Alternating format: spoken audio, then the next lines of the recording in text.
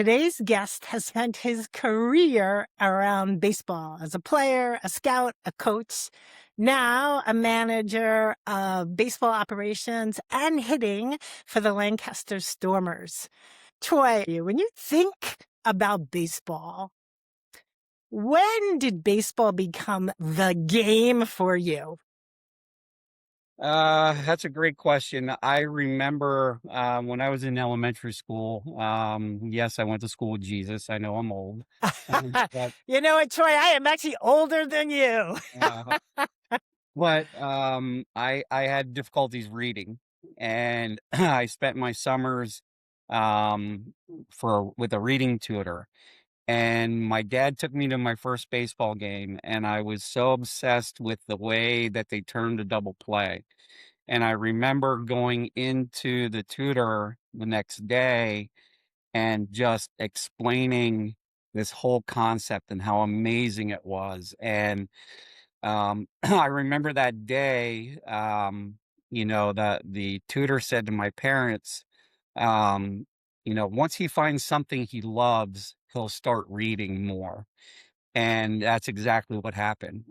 Actually, ice hockey is my favorite sport, but baseball is really close to that. I just enjoy the development part of the game for the athletes, and my personal mantras, I guess you want to say, is every athlete has a dream. It's my job to help them reach that dream. I love the fact that, it's just something I'm not even going to say as simple, but as specific as a double play, right? Just like kind of lit that fire and you had a wise person in your life. So let's bring it fast forward to today. Tell folks what you do and why your role is so important. I'm responsible. I'm our hitting coach. I'm also the director of baseball operations. What that is helping players get their host families. I'm in charge of the host families. I'm in charge of making sure the bus schedule is set. I help find players. Our manager and I work really well together in trying to find players. Unfortunately, we don't have a minor league system. So when one of our players gets picked up by a major league team, then we have to go and we have to try to find a player. I always joke our minor league system is an Excel spreadsheet because we're constantly collecting players' names. Looking off of that, looking at transactions, talking to players, former players, anyone that we know in the business. Between my manager and myself, we have all the major league baseball teams covered, that we have contacts with them that, hey, we need a phone number or we need a report on this player. We, have those resources. So the other thing that in the off season, I'm full time with the Stormers. The other thing that I do is as well is I guess you want to call it the director of player development for the amateurs. So I run all our camps, clinics. It's funny. We started with one cage. We had a tarp around it, and we had two propane tanks inside it, heating the area. Then we kept growing, and I kept saying to our general manager, who is amazing and trusts me and sees the vision that I'm seeing and says, you know what, we're going to put a wall up and we're going to put some heating in. And then I'm going, Mike, I need more space. And he creates another space for me. And I say, Mike, I need more space. And they just put a $300,000 renovation underneath our stadium for us because of our youth programming and the development part of it. Yeah, so tell us a little bit. You're working with really high level and then you work with the youth. How do you make that pivot? Basically, the youth part of it is a lot of fundamentals. Trying to help them get what we call an A swing. The pro guys, they have their swing. They got here for a reason with their swing. So basically, on that aspect of it, I'm more the mental side of it. Talking them down off the cliff when they're 0 for 20, or helping them. There's there's two types of athletes that I've experienced. The ones that, need that arm around their back that says, hey, everything's going to be okay. And I grew up in the 80s and don't put your arm around me. Don't tell me everything's going to be okay. I'll take care of it myself. and the one thing that I try to understand about all of our athletes is how they function, because I might look over at this guy and he's a really tough, dude on the on the outside, but on the inside he may need that, pat on the back, hey, everything's going to be okay, but I don't know that. So now he thinks that I'm isolating him and I'm leaving him to fend for himself and everything like that. So it is, trying to understand personalities, how people react to certain things, what they need and what they don't need. And that is I'll be honest with you, that's kind of the fun part. I give them kind of a questionnaire so that I can support what they're trying to do, not what I think they should do. Where at the youth level, it's more fundamentals and helping them to try to understand the game and, teaching them the game, I should say. Yeah. Well, you talk about the mental game, right? And I'm curious. Your program has successfully fed players into the pros. So when you're evaluating talent, what do you think is the differentiator? What allows one player or, 20 players to advance to the next level, and then, other players who maybe have the talent, but they don't break into that next level? I What's the would difference? I would say a lot of it, one is consistency, not having those 0 for 20 days, or, they might go 0 for 4 or 0 for 8, but then they turn it around. And I believe a lot of that is the mental side of it. The guy that can, we had a guy here this year, his name was Jake Thompson. And in my eyes, he was probably um, the poster boy for a baseball player in the sense of his mental side. The guy was always smiling, always smiling. He would barrel a ball up, and the guy would make a diving catch, and he'd be smiling. I'd come up to him, and he'd be smiling. I go, man, that was a great catch on that guy's end. And I think a lot of that is, um, a big part of it. This is a game of failure. If you're successful 3 out of 10 times, we're coming out of a series and somebody has 3 hits out of 10 at bats, we're slapping them on the back and going, hey, great job, awesome series. And that, put it in perspective, if a player, or I'm sorry, if a kid goes to school and they're successful 3 out of 10 times on that test, they can pass that test. And to really put it in perspective, if their mom and dad, or the parents that are listening to this, if you're successful 3 out of 10 times at your job, you probably don't have that job. So that's where, the mental part of it, and being able to turn the page, and not just the next day, but to turn the page, the next at bat, the next pitch, I believe is a lot of what gets guys to, gets them back, or even gets them to the major Yeah, leagues. so you mentioned the word consistency and the mental game. Are there like intangibles beyond that? Are there practices that you see some of your stronger players actually do? Be it meditation, breath work, visualization. Are there practices you see that maybe the average fan would not see? Yeah, there's a lot of things that, there's some things that I think are really good, but I don't press them on guys, because again, they have to come up with their own system. If somebody comes up to me and says, "Hey, I'm having a tough time, doing this or whatever," then, I'll give them a suggestion, but I'm not saying, "Hey guys, we're all doing this or we're all doing that," because every one of us is different. I do see some guys doing visualization drills. They'll hold the bat out in front of them, and then what they'll do is they'll look at the bat, and then they'll look at something in the distance, and they'll keep moving back and forth. Prayer, I see guys praying, whatever they need, breath work, just a whole lot of, mindset and routine is probably the biggest thing, is coming up with a routine, and that helps calm everything down, rather than, hey, this is where I put my bat, this is where I put my gloves, my batting gloves, this is where I put my helmet, this is what I do when I walk up, this is what I talk, say to myself, positive self affirmation.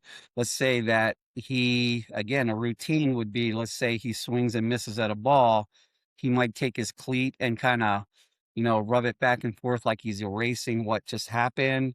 Well, I think a lot of that is what quiets the mind and gets them to focus on the pitch coming at them. Yeah, you know what? I love the cleat back and forth. I'm aware of Aaron Judge, right? He Yep, steps out, he picks up the dirt, and he's purposeful because he just wants to slow the game down. yep. So if you think about these skills and then the youth, right? How do we bring some of these skills down to the youth level? Well, I believe I was the type of player that was mad if I was Did that 4 work for you? I get some of those players. Does that oh, anger work for you? no, it does not. No, All no. right.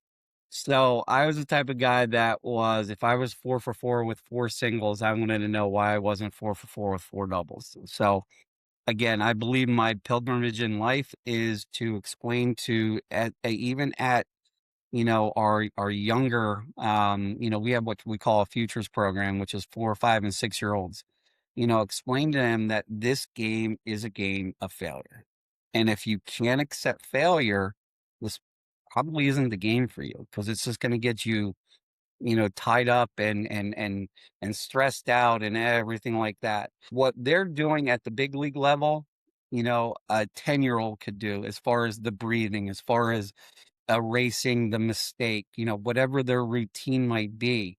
And I know it's kind of tough, but a 10-year-old trying to get him to, I had 2 daughters and I remember back to trying to get them to put their stuff back where it belongs or whatever, but just getting in that mindset or that routine of here is where I put my glove, this is where I put my bat, this is where I put my helmet, so that they're not rushing around looking for all that stuff when they're on the on deck circle or, in the hole getting ready to hit. The emphasis on routine, right? How about the kids who are on, they're on the bench, right? They're watching their game.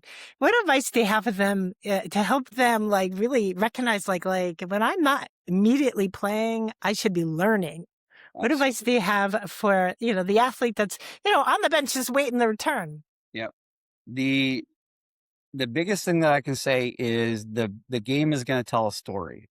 Okay. If you this is, my wife, wasn't a baseball, she was a baseball fan when we got married. How Of occasion, okay? is she today? He understands everything that's going on. She used to go to pre-draft workouts with me when I was a scout and everything. But, if you're a fan of the game and you just watch the game, it's boring. I'm gonna be honest, it's boring. But if you look at the little nuances and everything and the strategy part of it and everything, that's what makes the game fun. But the pitcher is gonna tell you everything. The fielder is gonna tell you everything. You know, does he play up the middle more? Um, does that indicate that he has a hard time going to his left? Does the pitcher, you know, it says in the book that he has a fastball and a curveball, but the curveball, um, he hasn't thrown for a strike all day. So why would we want to swing at that? We would just look for fastball all day. So that's what the fun part is. And, the guys that are, sitting on the bench or, waiting their turn or whatever, when you get your opportunity, you want to be able to shine. So that all that information is going on, while you're, waiting your turn, that when you get into the batter's box or onto the pitcher's mound or whatever, it's, you have your advantage now. Now you know what to do, and that will give you a better opportunity to shine because you have all that information. Let's pivot a little bit. You have the role of hitting coach, and these guys are pretty tenured. All right. So, what are we tweaking? What are we really doing to help maybe get their batting to that next level? Most of it, like I said, is the mental side of it. At this level, these guys got here for a reason. We did have one player just recently that he wasn't catching up, he wasn't getting on time. And I had noticed that his bat, when he goes to hit, the barrel of the bat, the tip is pointing at the pitcher. Well, that's a long time to get into that hitting zone. So what we did is we kind of shortened his swing a little bit, and he's doing a lot better now. but that's the little adjustments we have to make along the way. With these guys, it's more, the mental side of it, letting them know, hey, our spring training is so short. We have 2 weeks. We usually give the guys 3 or 4 weeks at the start of our season to get on time. All right. So what we're judging them on is we're judging them on are they seeing the ball? If the batter can say, yes, I saw the ball all the way in. Did I swing at a strike? That's another plus. And if I got my A swing off, my best swing, if he can answer yes to all three of those and he hit a ground ball to shortstop, in the book, he's 0 for 1, but in our eyes, he's 1 for 1. Okay. So we put a lot of emphasis on the mental side of it, helping these guys understand, giving themselves grace. Biggest thing, like I said, is just getting them on time. But as you just noticed in the beginning there, I didn't say anything about getting on time. You can have the best hitting mechanics in the world, but if you're not on time and you're not swinging at strikes and you don't have a plan going up to the batter's box, best hitting mechanics in the world aren't going to help that. So, a lot of times what I'll do when I see guys are struggling, I'll just say, listen, just go in there and remember when you were a kid and you played wiffle ball in your backyard? Just go be an athlete. Just go in there and see the ball and just be that kid in your backyard at the age of 10, 12 years old, whatever, and get the swing off. And a lot of times that takes a lot of the pressure off because you're just going up and not thinking about anything and just striking at the ball. The words of gold, right? Mentally go back to a time when you were free, Yeah, happy, and just having fun. And when I think about the youth sports market, right? We're losing the fun, right? And we're amping up the stress. We're amping up the stress. absolutely we are. All right. So I know that you have certifications in like arm care and sports biomechanics. So talk a little bit about, why is that so important? Because we got kids as young as, 12, 13 having Tommy John surgeries. So talk about why that's so important.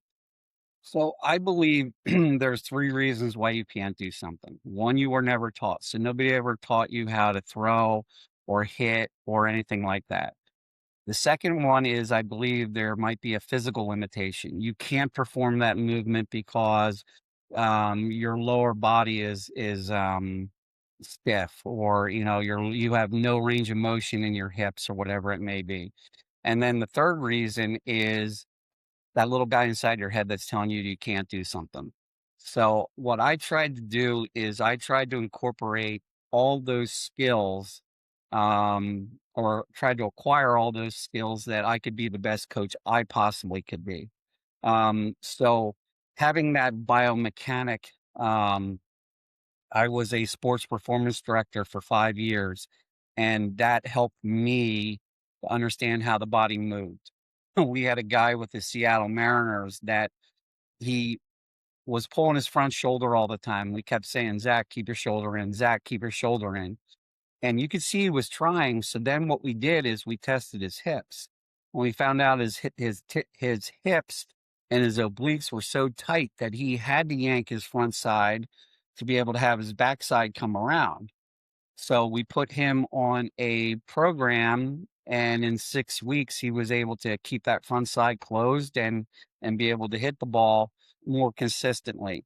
Having a background in sports biomechanics, understanding how the body moves, helps me to understand, can this athlete perform this skill, or can't they? Like I said, understanding the mental side of it. I'll be honest with you. When I went to get certified in that mental sports visualization and mental training, I didn't buy into it. And here's why. I thought it was hypnosis. And what I was accustomed to in hypnosis was the entertainment thing where the doorbell rang and the guy would bark like a chicken. All Yeah. right. So I didn't buy into it. So my wife and I were Olympic fans, and both my daughters are named after Olympic athletes. And this girl, I remember it clearly. Alan was asking me to come out to get certified, and I was like, "No, no, no, no, no." And there was a girl that was in the downhill, and she was in the gate, and she was ready to ski, and the announcer said that she fell 12 out of her last 18 runs or something like that. And I looked at my wife and I said, she's gonna ski safe, and she's probably gonna fall." And she said, "Why do you say that?" And I said, "Well, it's in her head that, she's falling all these times." And she looked at me and she said, "Isn't that what Alan's been trying to tell you?" So a couple months later, I flew out to California and, realized that mental training is nothing more than a conditioning of the mind, And it's and it's like daily small habits, yep, daily small habits. yep, And sometimes, athletes have big roadblocks, right? And we got to like, what is that roadblock that's mental? And how do we work through to like really release it? yep, Right. And then how do we stay present? How do we stay present? yep, And just this pitch, this play, this moment. yep. And So, the big eye-opening was sitting in LA getting trained by Alan. It was one-on-one training, so I got to ask a lot of questions and everything, and I looked at him, and I'll never forget this, and I go, "This is like tying your shoes. Mental training is like tying your shoes." And he goes, "What do you mean?" I said, "When you sit down to tie your shoes, you don't think about it. You just do it. You conditioned your mind to be able to tie these shoes." And he looked at me, he goes, "Amazing. I never heard it explained like that, but that's what registered in my mind." I don't sit down to think about, okay, what was that? I used to teach my kids the rabbit ears run, the rabbit runs in the hole or whatever. You tied your shoes or whatever. You just do it. You're probably watching TV, you're talking to your spouse or your friends or whatever, and you're tying your shoes. And mental training, in my opinion, is just a conditioning of the mind, like when you're tying your shoes. You don't have to think yeah. about it, you just do it. So I actually think for a lot of athletes, the journey starts with awareness. Meaning, do you have awareness? I actually got this from the mental performance coach from the Tampa Bay Rays. And it's like this simple exercise where it's like, are your thoughts and your actions moving you to the best version of yourself? Or are your thoughts and actions pulling you away from the best version of yourself, right? So do you have the awareness of self-talk, how you're feeling, what you're thinking, your state, your like the pressure that you're putting on yourself. And once you have that awareness, then you can make choices to change. Yeah. Right. So kudos to you. They're lucky to have you because you're well-rounded, right? Well, I tried to do everything that I could to make sure that, I had enough that like I said before, is I would do all this stuff for free if somebody would step up and pay my bills, but I never had that. But, um, There's always that minor detail, yeah, right? yeah. But there is nothing more exciting to me than knowing, hey, I had a very, very small part in helping somebody reach their dreams. To be a part of that in like I said, a very small way is so rewarding, to see, hey, I just signed my first pro contract. I made it to the big leagues, or, I, made the high school team or whatever it is. That's exciting, to me.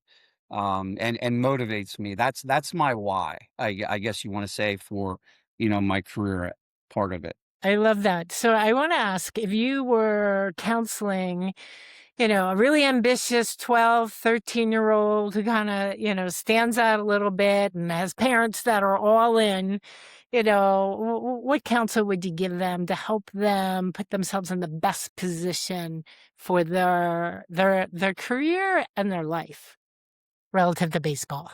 So what I would do is I would still want them to be a kid. I hear a lot of these people say, "Hey, my kid is sacrificing this, that, and the other thing, and he's not going to. He doesn't have any friends because all he does is spend time in the cage or the gym or whatever." I'd still want him to be a kid. You and I talked about this, a little bit before we got started, is, the time blocking, sitting down with um, time grid sheet, so to speak. You wake up at 6 o'clock, you started at 6, you go to bed at 10 o'clock, and then you have all that time in there. And I would put, these are the times I'm going to train.